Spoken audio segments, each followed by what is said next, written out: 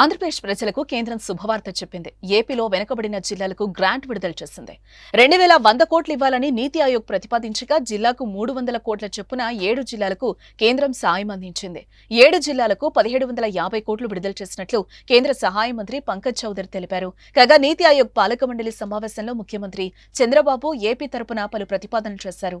ప్రభుత్వ ప్రైవేటు భాగస్వామ్య విధానంతో దేశం ఎలా లబ్ధి పొందుతుందో అని పేర్కొన్నారు. ఈ విధానంతో పేదరిక నిర్మూలన సాధ్యమవుతుందని వివరించారు. ప్రభుత్వ ప్రైవేటు భాగస్వామ్య విధానంతో దేశం ఎలా లబ్ధి పొందుతుందని పేర్కొన్నారు. ఈ విధానంతో పేదరిక నిర్మూలన సాధ్యమవుతుందని వివరించారు. దేశంలో తొలి 10% మంది సంపన్నులు నిరుపేదలుగా ఉన్న 20% మందిని దత్తత తీసుకుని వారి అభివృద్ధికి కృషి చేయాలని పేర్కొన్నారు. వికసిత్ భారత్ ప్రయాణంలో భాగస్వామి కావడానికి ఏపీ ఎంతో ఆసక్తితో ఎదురుచూస్తోందని అన్నారు. నదుల అనుసంధానం, గ్రామీణ ప్రాంతాల నుంచి అన్ని చోట్లకు రహదారులు ఉండాలని అన్నారు. రైతులు ఆదాయాన్ని పెంచాలని అన్నారు. వ్యవసాయాన్ని లాభసాటిగా మార్చడానికి వీలుగా నదుల అనుసంధానం చేయాలని పేర్కొన్నారు. పోర్టులు, ఎయిర్పోర్టులు, రైల్వే స్టేషన్లకు రహదారుల్ని అనుసంధానం చేస్తే రవాణా చాలా సులభతరమవుతుందని అన్నారు.